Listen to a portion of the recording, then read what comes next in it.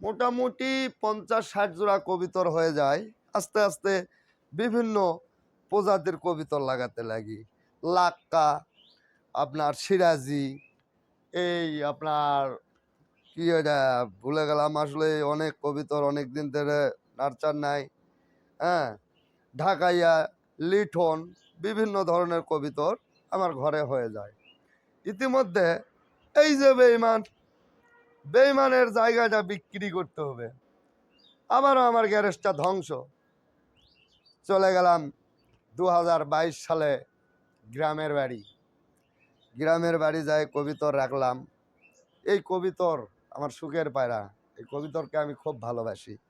কবিতর আমার সঙ্গে থাকলে আমার জীবনে কিছু লাগে না।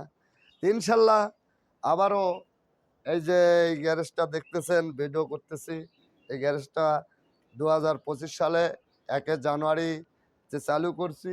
আবারও এই যে দেখতেই পাচ্ছেন কবিতর নিয়ে আসছি 1 জোড়া। এই কবিতরটার নাম হচ্ছে আপনার কি নাম তো ভুলে গেলাম। 1 জোড়া নিয়ে আসছি, ইনশাল্লাহ একই দিবে ক্যারিমন। কবিতরটার নাম হচ্ছে ক্যারিমন। এই ক্যারিমন কবিতর ইনশাল্লাহ অল্প দিনের মধ্যে একই দিবে।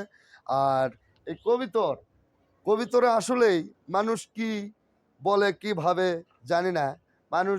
আমি শুনি কেউ বলে যে কবিতর নাকি পুষলে খাইতে হয় না, খাইলে নাকি কবিতর হয় না, খাইলে খাইতেই হয়, বেচা যায় না। অথচ আমি এই কবিতর আমার জীবনে আমি বেচেছি এবং নিজে জবাই করে খাইছি। কিন্তু কই, কবিতর তো ঠিকই হয়। আসলে কপাল লাগে, এবং কপালও না, যত্নে রত্ন মেলে। সবসময় এদেরকে যত্নে রাখতে হবে। সকাল হবে ওদের পানি পাল্টে দিতে হবে, ওরা ওই পানিতে গোসল করবে। আর অনেক রকম আরও সামনে ভিডিও বলবো ইনশাল্লাহ। আস্তে আস্তে নতুন তো, আপনাদেরকে আরও ভালো কিছু পরামর্শ দেওয়ার চেষ্টা করব ইনশাল্লাহ। আপনারা দোয়া করেন। আল্লাহ হাফেজ।